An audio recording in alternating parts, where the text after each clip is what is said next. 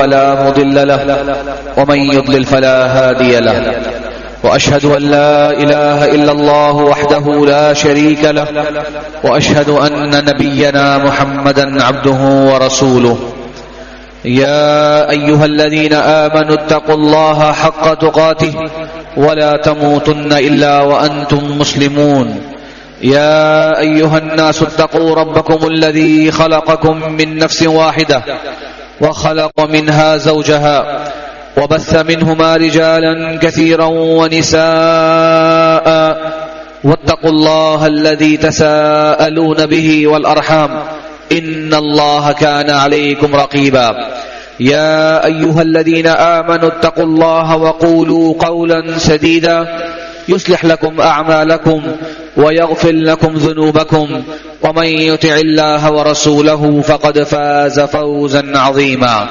أما بعد فإن خير الحديث كتاب الله وخير الهدي هدي محمد صلى الله عليه وسلم وشر الأمور محدثاتها فإن كل محدثة بدعة وكل بدعة ضلالة وكل ضلالة في النار اللهم صل على محمد وعلى آل محمد كما صليت على إبراهيم وعلى آل إبراهيم إنك حميد مجيد اللهم بارك على محمد وعلى آل محمد كما باركت على إبراهيم وعلى آل إبراهيم إنك حميد مجيد قال الله تبارك وتعالى واعبد ربك حتى يأتيك اليقين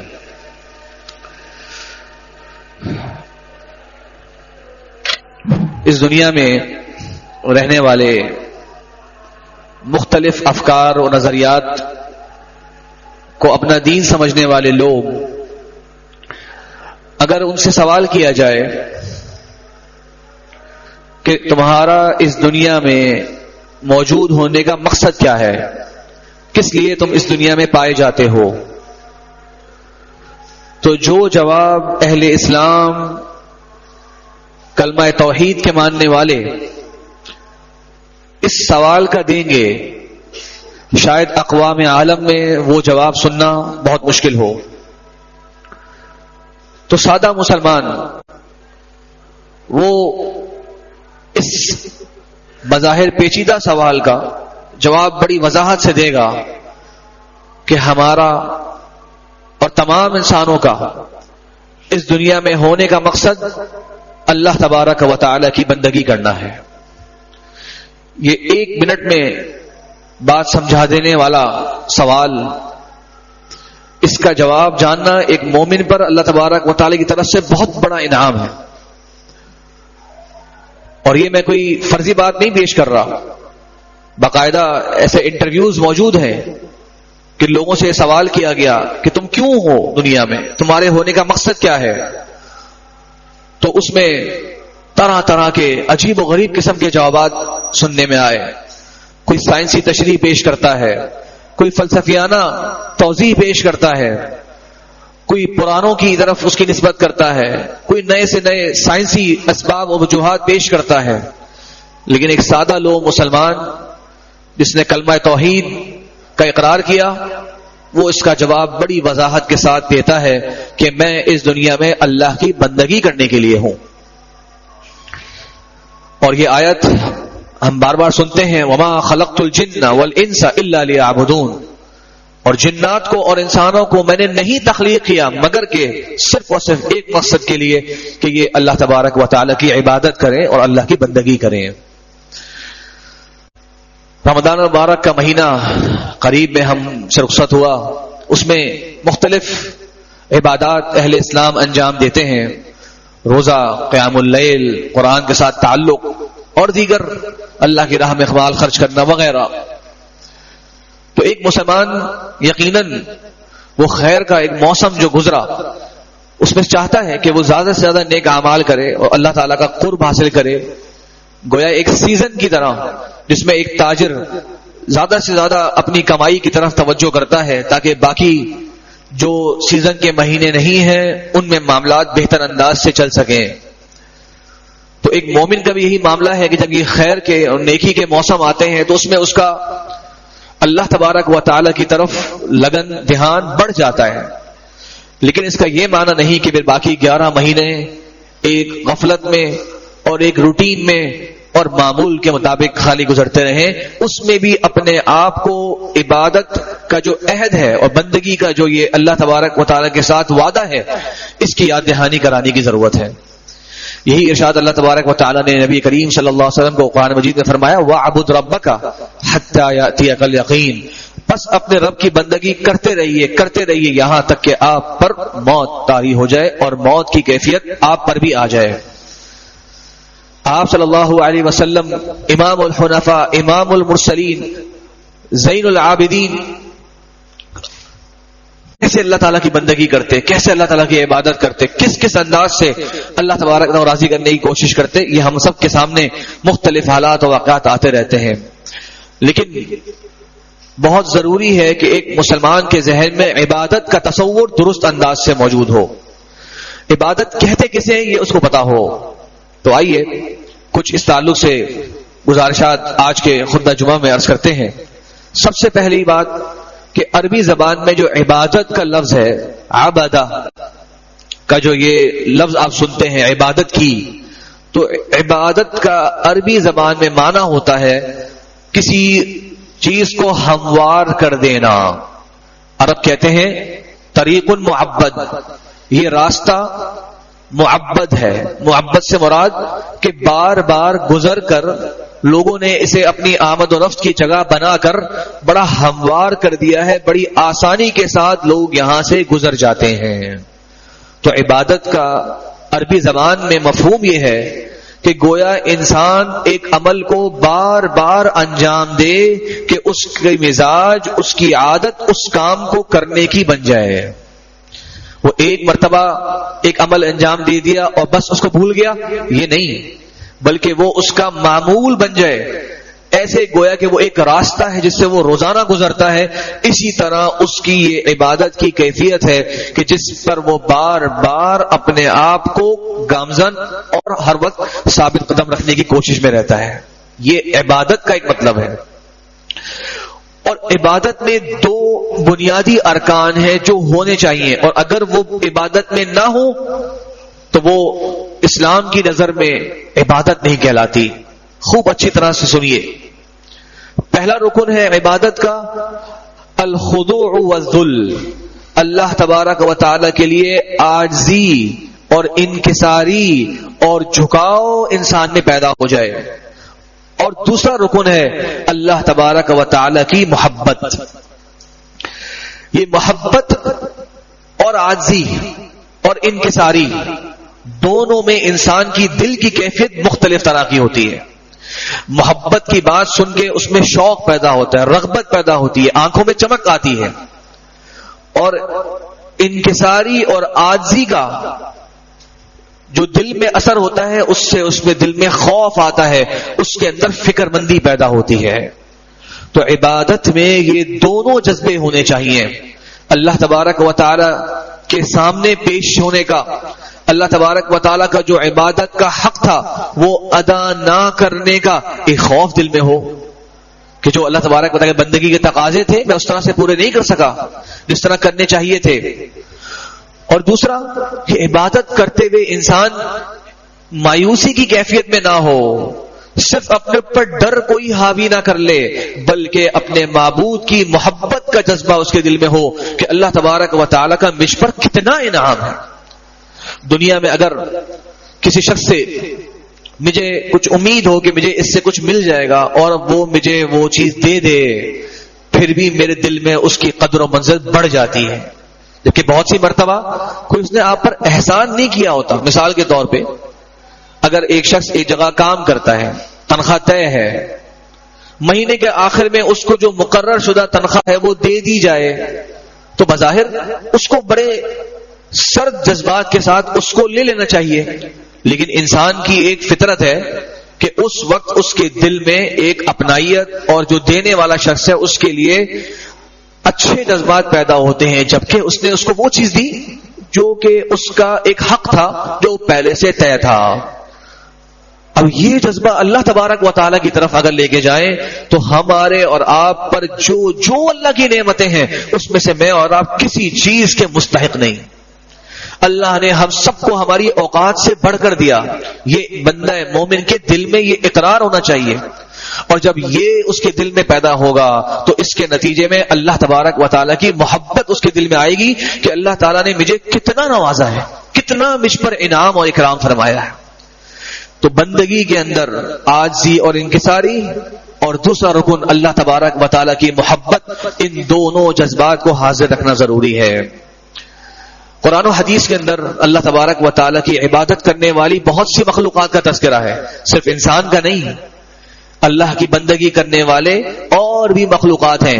آئیے کچھ اور مخلوقات کا تذکرہ کرتے ہیں, شاید ہمارے آپ کے دل میں اللہ کی عبادت کا ایک اور شوق, ایک اور رغبت پیدا ہو جائے. اللہ کے نبی صلی اللہ علیہ وسلم کی حدیث حضرت سلمان الفارسی رضی اللہ عنہ روایت کرتے ہیں کہ قیامت کا دن ہوگا, اللہ تبارک و تعالی اس دن میزان مقرر فرمائیں گے جس میں لوگوں کے اعمال بظاہر تولے جائیں گے.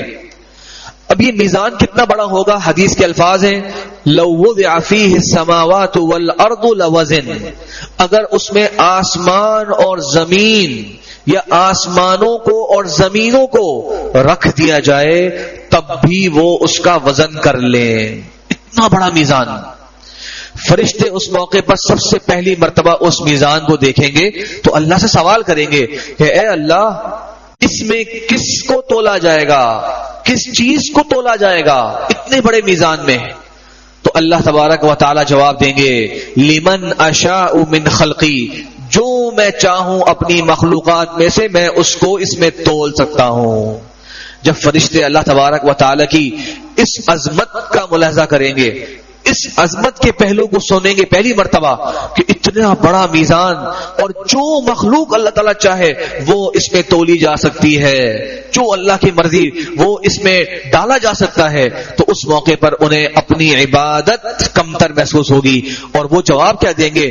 سبحانک ما عبدناک حق عبادتک, اے ہمارے رب تو پاک ہے ہر قسم کے عیب سے, بے شک ہم نے تیری عبادت اس طرح نہیں کری جس طرح تیری عبادت کرنے کا حق تھا. یہ کون کہہ رہے ہیں؟ یہ فرشتے کہہ رہے ہیں. وہ فرشتے جن کا تعارف اللہ نے فرمایا لا یعصون اللہ ما امرہم, اللہ کی نافرمانی ہرگز نہیں کرتے, جو اللہ حکم دیتا ہے وہ اس کو بجا لاتے ہیں. ویفعلون ما یؤمرون, جو اللہ کا حکم آتا ہے وہ اس کو پورا کر گزرتے ہیں.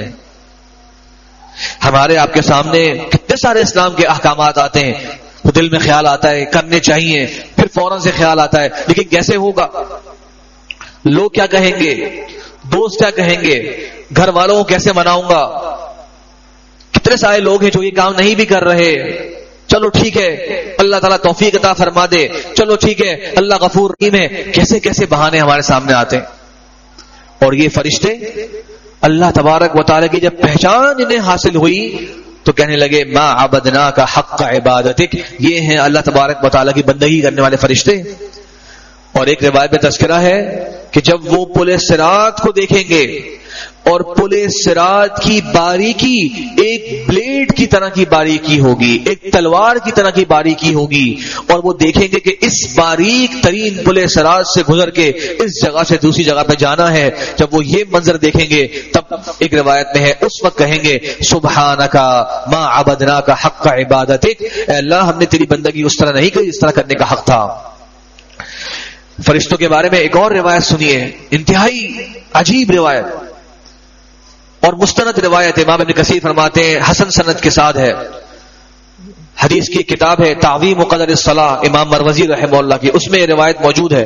اللہ کے نبی صلی اللہ علیہ وسلم کے ایک صحابی روایت کرتے ہیں کہ اللہ تبارک و تعالی, اللہ کے رسول صلی اللہ علیہ وسلم فرمایا کہ اللہ تبارک و تعالی کے کچھ ایسے فرشتے ہیں کہ جب سے اللہ تبارک و تعالی نے آسمان اور دنیا اور ان کو بنایا ہے اس وقت سے وہ سجدے میں ہیں.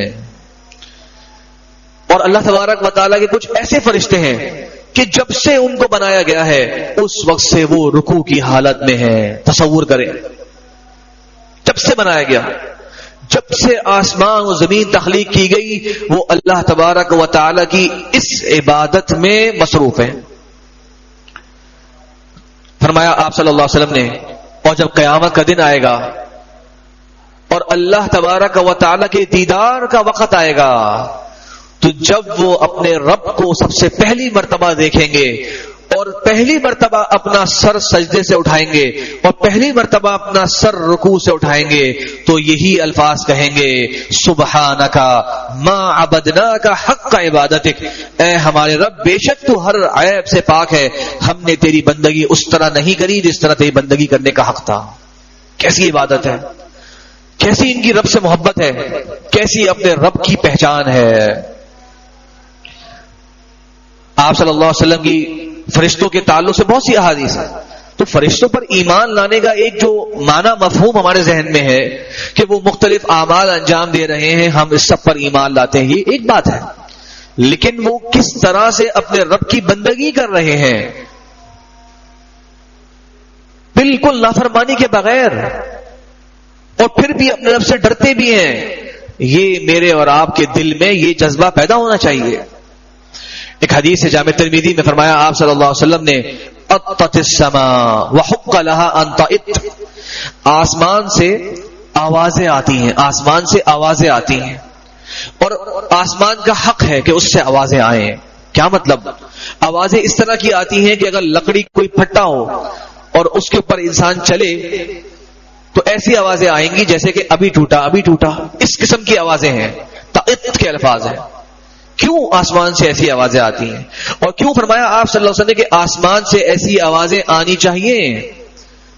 پھر فرمایا آپ صلی اللہ علیہ وسلم نے، ما من موضع 4 اصابع، اس آسمان پر دیکھو، 7 آسمانوں کی عظمت پہ غور کرو، ان تمام آسمانوں میں کوئی ایسی 4 انگلیوں کے برابر جگہ موجود نہیں ہے، 4 انگلیوں کا ذکر ہے، الا وعلیہا ملک ساجد او راکع، مگر یہ کہ اس مقام پر اللہ تبارک و تعالی کا کوئی نہ کوئی فرشتہ اللہ کے لیے رکوع کیا ہوا ہے یا اللہ کے لیے سجدہ کیا ہوا ہے۔ تو پھر آسمان سے اس قسم کی بوجھ والی آوازیں آنی چاہیے، کیونکہ اس کے اوپر بہت بڑی تعداد کے اندر فرشتوں کا بوجھ موجود ہے جو وہ آرام سے اٹھانے کے قابل نہیں ہے۔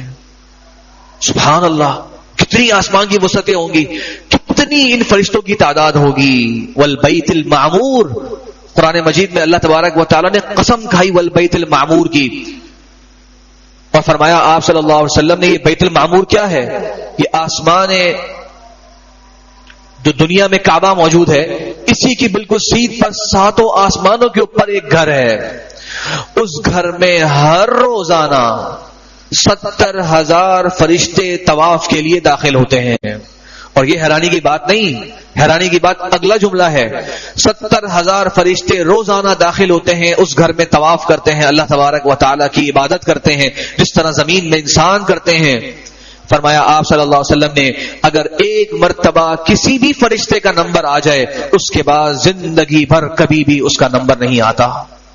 یہ اللہ تعالیٰ کی عبادت کرنے والی مخلوقات، اور ان میں نہ کوئی اکڑ پیدا ہوتی ہے، نہ ان میں کوئی احسان جتلانے والا جذبہ آتا ہے۔ ہمارے ہاں تو تھوڑی سی بھی میں نیکی کر لوں، پتہ نہیں کتنی مرتبہ ذکر کرتا ہوں، یہ اعمال انجام دے دیے، الحمدللہ دے دیے، اور 4 جگہ بتا بھی رہا ہوتا ہوں میرے یہ کام میں نے کیے، یہ انجام دیے۔ اور ان بندگی کرنے والوں کی عبادت پہ ذرا غور کریں۔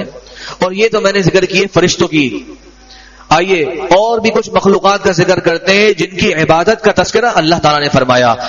الم تر ان اللہ، کیا آپ نے نہیں دیکھا کہ بے شک اللہ تبارک و تعالیٰ کے لیے یسجد لہ من فی السماوات و من فی الارض، جو جو شے آسمانوں میں ہے اور جو جو شے زمینوں میں ہے، وہ سب کے سب اللہ تبارک و تعالیٰ کے لیے سجدہ کرتی ہیں۔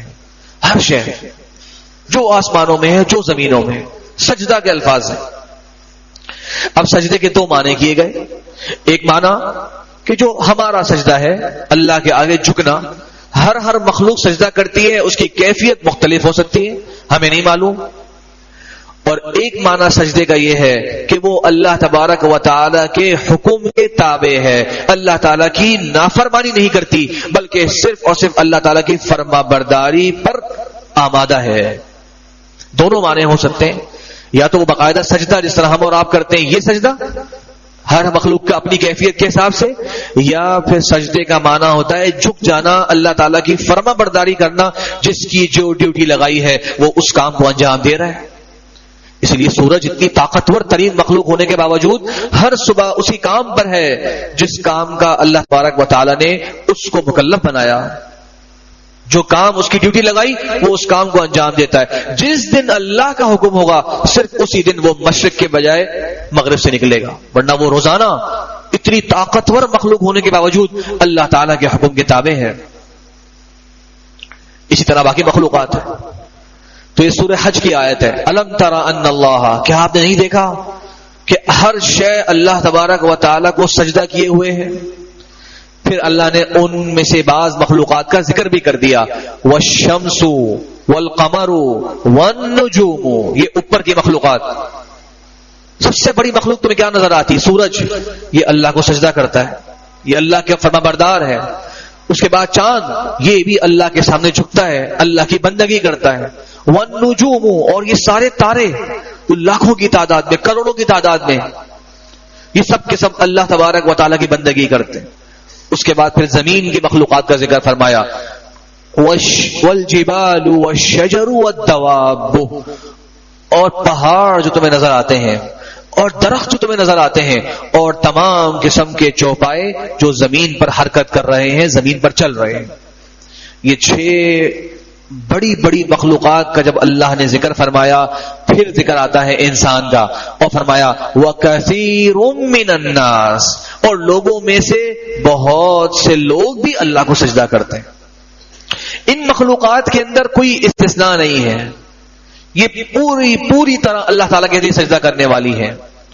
لیکن جب انسانوں کا ذکر آیا تو یہ نہیں کہا کہ وَالنَّاسِ، سب کے سب لوگ نہیں، کیونکہ یہ انتہائی کمزور انسان، جس کی کمزوری کا حال یہ کہ اگر 2 منزل سے کوئی چھلانگ لگانی پڑ گئی تو کیا پتا یہی اس کا وفات کا دن ہو. اتنا کمزور انسان، اور اس میں اکڑ ہے، اس میں تکبر ہے، اس میں بڑا پن ہے. یہ اپنے رب کو اپنے اندر سے اس طرح سے عاجزی نہیں دکھاتے جس طرح دکھانی چاہیے. ان بڑی بڑی مخلوقات کو دیکھو، بغیر کوئی ناغے کے، بغیر کسی قسم کے خلل کے اپنے رب کی بندگی کر رہے ہیں. انسانوں کی باری آئی تو اللہ نے فرمایا وَكَثِيرٌ مِّنَ النَّاسِ، اور لوگوں میں سے بہت سارے. اور پھر کچھ اور لوگوں کا ذکر کیا، وَكَثِيرٌ حَقَّ عَلَيْهِ الْعَذَابُ، لوگوں میں سے کچھ ایسے ہیں جن پر عذاب لازمی آنا ہے. وہ اپنے برے اعمال کے نتیجے میں، اللہ کی نافرمانی کے نتیجے میں عذاب کے مستحق بن چکے ہیں. وَمَن يُهِنِ اللَّهُ فَمَا لَهُ مِن مُكْرِمٍ، اور جسے اللہ تبارک و تعالی رسوا کر دے اسے عزت کوئی نہیں دے سکتا. کیا رسوائی مراد ہے؟ کہ اللہ نے اپنے آگے جھکنے سے اسے محروم کر دیا. اپنی بندگی کی توفیق اگر اس سے چھین لی، یہ اہانت ہے. ایک مومن یہ بات کو سمجھے. اللہ فرما رہے جسے اللہ اہانت جس کی کر دے اسے عزت کو نہیں دے سکتا. عزت یہاں پر کیا ہے؟ عزت یہاں پر اللہ کے سامنے جھکنے میں ہے. اہانت یہاں پر کیا ہے؟ اہانت اللہ تعالیٰ کی عبادت میں سستی، کمی، کوتاہی اور غفلت برتنے میں ہے. اور جسے یہ چیز مل گئی اس کی کوئی اکرام اور کوئی عزت اور احترام نہیں کر سکتا. کاش یہ آیات ہمیں سمجھ میں آ جائیں. ایک اور آیت سنیے، الم ترى ان اللہ، یہاں بھی وہی انداز ہے، الم ترى، کیا آپ نے نہیں دیکھا. اچھا، یہاں پر بھی مفسرین ایک بات لکھتے ہیں، اب سورج کا، چاند کا، تاروں کا جھکنا ہمیں تو نظر نہیں آ رہا، تو کیا مطلب ہوا کہ آپ نے نہیں دیکھا؟ تو ہر چیز ہم اور آپ دیکھتے تو نہیں ہے. اس کے 2 مطلب ہیں. ایک مطلب یہ ہے کہ انسان کو ان مخلوقات پر بھی غور کرنا چاہیے. تبھی اعتراض کی طرح سوال کیا جا رہا ہے، کیا آپ نے نہیں دیکھا؟ جیسے ہمارے یہاں کوئی بڑی اہم خبر ہوتی ہے، ہم کہتے ہیں آپ کو نہیں معلوم. لیکن یہ والی خبریں ہیں کہ یہ اللہ کی جو مخلوقات ہیں یہ اللہ کے آگے جھک رہی ہیں، اس پر ہم نے کب اعتراض کیا کسی پر؟ کیا تم نے نہیں دیکھا؟ قرآن اللہ تعالیٰ کلام ہمیں سے اسی طرح جھنجھوڑ رہا ہے، کیا تم نہیں دیکھتے ان چیزوں پر؟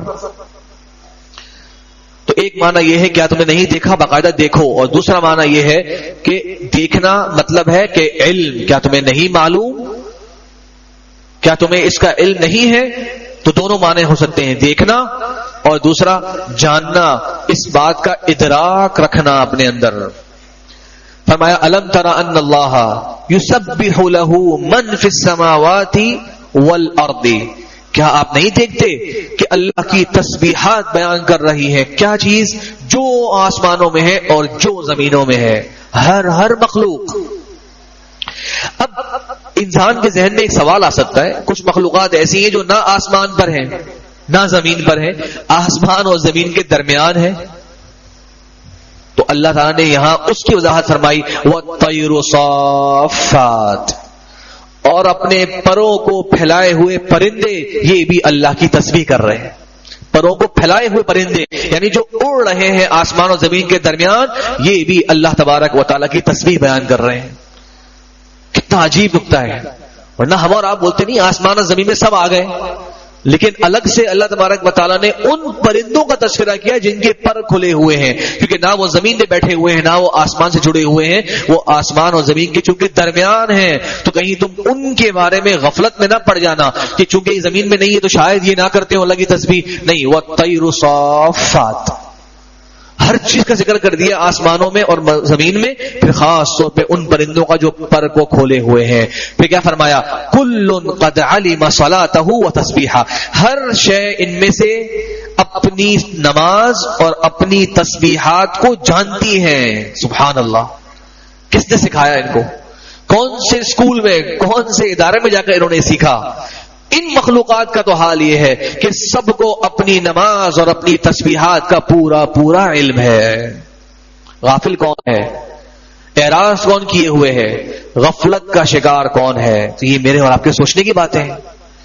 ان اللہ علیم بما یفعلون، بے شک اللہ تبارک و تعالی خوب جاننے والا ہے جو تم سارے لوگ اعمال کر رہے ہو۔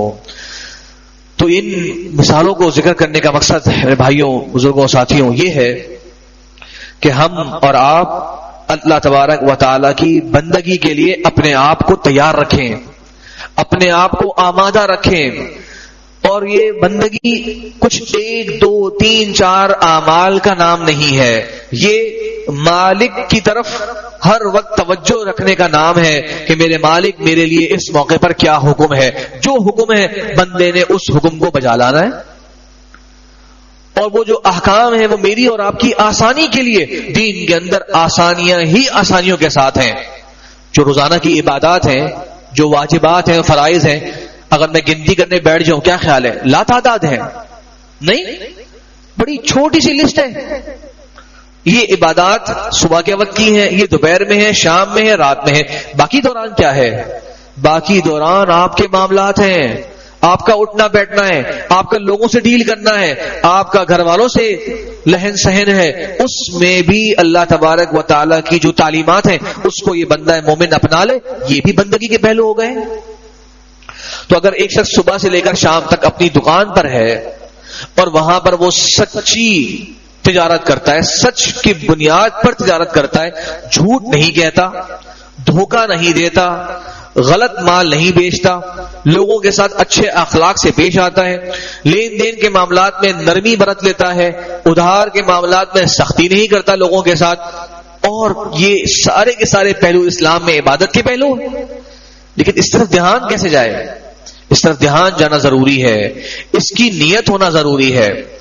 گھر والوں کے لیے کھانا، گھر والوں کے لیے رزق فراہم کرنا، ان کے لیے کوشش کرنا، ایک ذہن یہ ہوتا ہے کہ بھائی سب کرتے ہیں ہمیں بھی کرنا پڑے گا، نہیں کریں گے تو لوگ کیا کہیں گے، یہ تو بندگی کا ذہن نہیں ہے۔ لیکن یہ کام ایک خوش انداز سے، خوش دلی سے انسان کرے کہ یہ اللہ نے میرے ذمہ دار بنایا اور میرے اوپر ان گھر والوں کو میرا ماتحت بنایا، ان پر میں جب اللہ کے لیے یہ خرچ کروں گا حلال روزی سے، یہ بھی میرے لیے درجات کی بلندی کا سبب بنے گا، یہ بھی مجھے اللہ تعالیٰ کا قریب ہونے کا سبب بنے گا، یہ بھی بندگی کا ایک انداز ہے جو اللہ تعالیٰ نے میرے لیے مقرر فرمایا، اس طرف ذہن ہوگا تو یہ عبادت بن جائے گی۔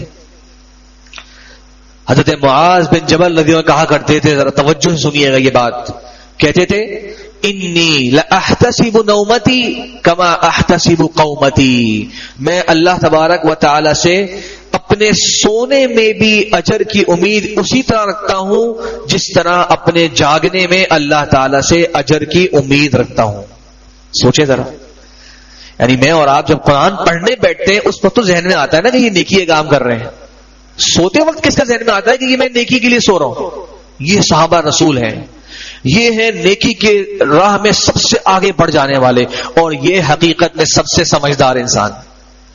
ہماری دنیا میں تو جو زیادہ سے زیادہ بنا لے، جو پہلے سے تیاری کر لے، جو نوکری کے اندر کمال کے کمال دکھانا شروع کر دے، وہ سب سے سمجھدار ہوتا ہے، کیونکہ اس کے انکریمنٹ ملے گا، اس کو ترقی ملتی رہے گی، اور کاروبار کے اندر اس کی 1 برانچ 2 برانچ 3 برانچ بنے گی۔ ہماری نظر میں اس میں آگے بڑھنے والا سب سے سمجھدار انسان کہلاتا ہے۔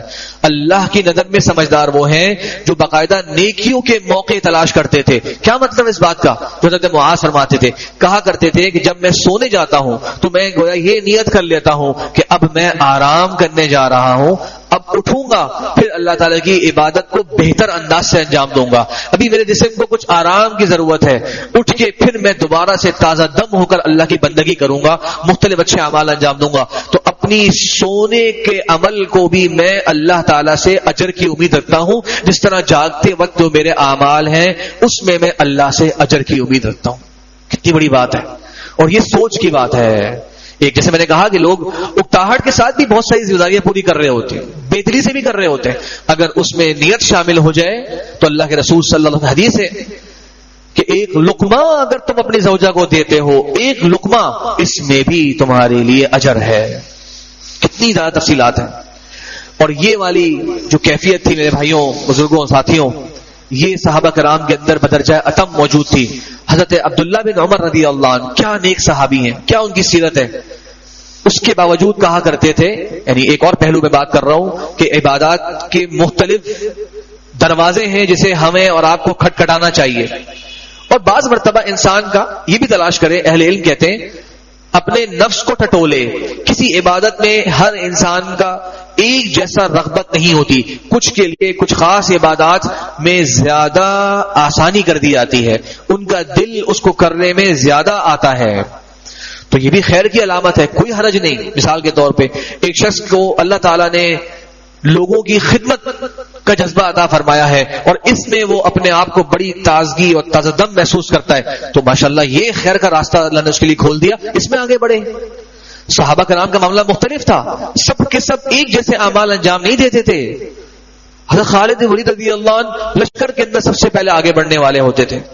حضرت ابو ذر رضی اللہ عنہ کو اللہ کے رسول سے فرمایا کہ تم اس طرح کے معاملات جس میں لوگوں کے درمیان فیصلہ کرنا ہو، اس میں آگے نہ بڑھنا، کیونکہ تم یہ فیصلے لوگوں میں نہیں کر پاؤ گے۔ ابو بکر صدیق رضی اللہ عنہ کی سیرت پڑھیے، الگ طرح کی شخصیت، حضرت عمر کی سیرت پڑھیے، الگ طرح کی شخصیت۔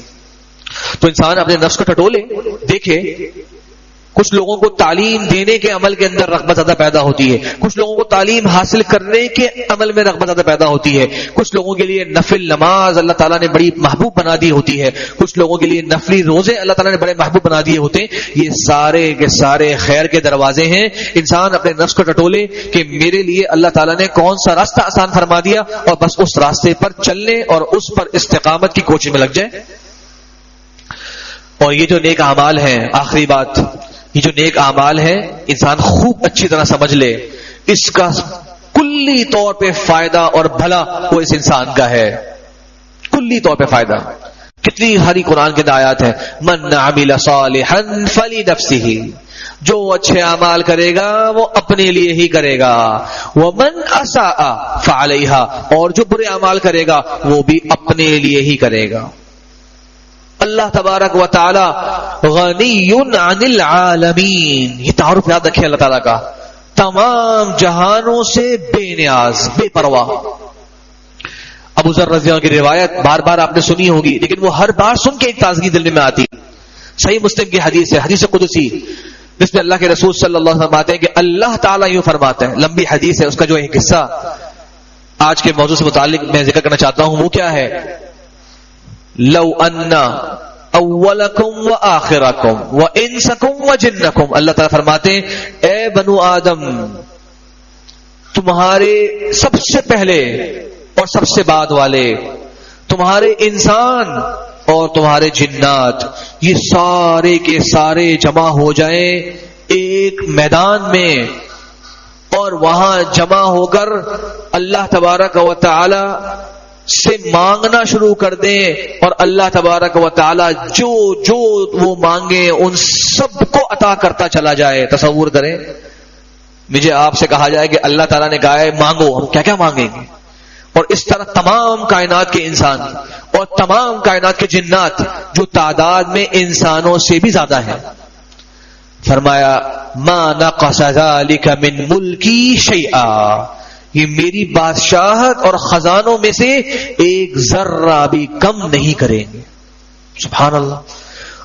اور یہی انسان اور جنات سارے کے سارے جمع ہو کے اللہ تبارک و تعالی کی نافرمانی پر آمادہ ہو جائیں، ایک بات بھی نہ مانے، ایک بندگی کا عمل بھی انجام نہ دیں، فرمایا ما نقص ذلك من ملکی شیئا، اس سے اللہ تبارک و تعالی کے خزانوں میں ایک ذرہ بھی کم نہیں ہوگا. سبحان اللہ. تو کیا معاملہ ہے، کیا حاصل ہے، کیا خلاصہ ہے عبادت کا؟ وَمَنْ عَمِلَ صَالِحًا فَلِأَنفُسِهِمْ يَمْهَدُونَ. اللہ فرماتے ہیں اور جو نیک اعمال کرے گا وہ در حقیقت اپنی لیے ہی راہ کو ہموار کر رہا ہے. وہی جو بات میں نے کہی، عبادت راہ ہموار کرنے کا معنی ہے یمہدون، اپنے لیے ہی کل کو قیامت کا سفر آسان کر رہا ہے وہ انسان. آخر میں ابو بکر صدیق رضی اللہ عنہ کا ایک واقعہ جس سے ہمیں اور آپ کو اندازہ ہو کہ کس کس انداز سے انہوں نے اللہ کی بندگی کری، وہ ذکر کرتا ہوں. صحیح مسلم کی حدیث ہے، ایک دن رسول اللہ صلی اللہ علیہ وسلم نے اپنے صحابہ کرام سے سوال کیا. سوال سنیے. فرمایا من اصبح منکم صائما اليوم، آج کے دن تم میں سے کس نے روزہ رکھا ہوا ہے؟ رمضان کے علاوہ کی بات ہو رہی ہے. اب حاضرین جتنے بھی تھے ان میں سے حضرت ابو صدیق رضی اللہ نے ہاتھ اوپر کیا اور کہا انا یا رسول اللہ، میں نے یا رسول اللہ. اگلا سوال من تبع منکم اليوم جنازۃ، آج کے دن تم میں سے کون ہے جو کسی جنازے میں شریک ہوا؟ کوئی وفات ہوئی، تدفین کے معاملات تک شریک رہے، کون تم میں سے ایسا ہے؟ حضرت ابو صدیق رضی فرماتے ہیں انا یا رسول اللہ، میں یا رسول اللہ. آپ نے سوال کیا من عاد منکم اليوم مریضا، آج کے دن تم میں سے کسی مریض کی عیادت کے لیے کون گیا؟ کوئی بیمار ہے اس سے پوچھنے چلے گئے، خیریت دریافت کر لی، فون کر لیا آج کے حساب سے وغیرہ وغیرہ، تیمارداری کرنے کے لیے گئے. ابو صدیق فرماتے ہیں انا یا رسول اللہ، میں نے یا رسول اللہ. اور چوتھا سوال کیا من اطعم منکم اليوم مسکینا، آج کے دن تم میں سے کس نے ایک بھوکے کو کھانا کھلایا، ضرورت مند کو اس کی سب سے بڑی ضرورت بھوک، اس کو مٹانے میں حصہ ڈالا؟ ابو بکر صدیق رضی اللہ فرماتے ہیں انا. تصور کریں. اور یہ کیسے اعمال ہیں؟ ایک طرف روزہ بندے اور رب کے درمیان، دوسری طرف تینوں کا تعلق انسانوں کے حقوق سے ہے. تدفین میں شریک ہو جانا، مریض کی عیادت کر لینا، بھوکے کو کھانا کھلا دینا. اور بظاہر یہ گھنٹوں پر مشتمل کام تو نہیں، یہ کچھ منٹوں میں ہو جانے والے کام ہیں. اب اللہ کے رسول صلی اللہ علیہ وسلم نے کیا سنائی خبر دی. صحیح مسلم کے الفاظ ہیں مجتمعنا فی امرئ الا دخل الجنہ، جس میں یہ چاروں کام جمع ہو جائیں وہ یقیناً جنت میں داخل ہوگا. تصور کریں. تو ابو بکر صدیق رضی اللہ عنہ جو اہل جنت میں سے ہیں، یہ ایسے سرٹیفکیٹ نہیں ملا کہ بس چل رہے ہیں پھر رہے ہیں خبر مل گئی کہ آپ جنتی ہیں. یہ اعمال ان کی زندگی میں ہوا کرتے تھے، یہ ان کے معمولات ہوا کرتے تھے. اس طرح کی صبح و شام وہ گزارا کرتے تھے. اس میں اللہ کے حقوق بھی ہیں، انسانوں کے حقوق بھی ہیں، اور دیگر اس طرح کے مسلمانوں کے ساتھ جڑنے والے ملنے والے معاملات ہیں. اور یہ وہ ایسے معاملات ہیں جو بندگی کا بہت اونچا درجہ رکھتے ہیں اللہ تعالیٰ کے ہاں. اسی لیے فرمایا دخل الجنہ، یہ تو جنتیوں والے اعمال ہیں. تو ایک مسلمان اپنے آپ کو اس بارے میں یاد دہانی بار بار کراتا رہے کہ میں اس دنیا میں صرف اللہ کی عبادت کے لیے آیا ہوں. تو زندگی کے اندر بہت سے امراض ہوتے رہتے ہیں، اونچ نیچ، غم، پریشانی، تکلیف، نقصان، گھاٹا، دھوکہ، یہ سب چلتا رہے گا. یہ زندگی کا حصہ ہے. اچھے اسی طرح کے حالات سے گزرے ہیں.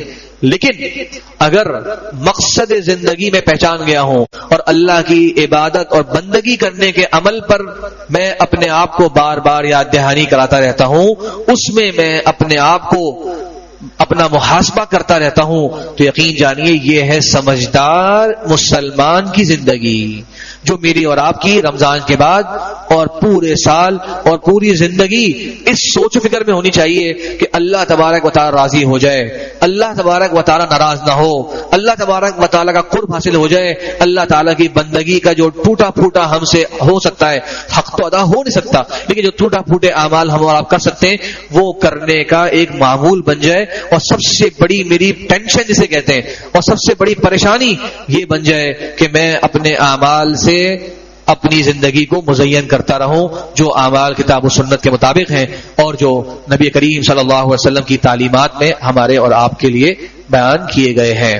اللہ سے دعا ہے کہ اللہ تبارک و تعالی ہم سب کو نیک اعمال کرنے کی توفیق عطا فرمائے۔ اقول قولی ھذا واستغفر اللہ لی ولکم ولسائر المسلمین من کل ذنب وخطیئہ فاستغفروہ انہ ھو الغفور الرحیم۔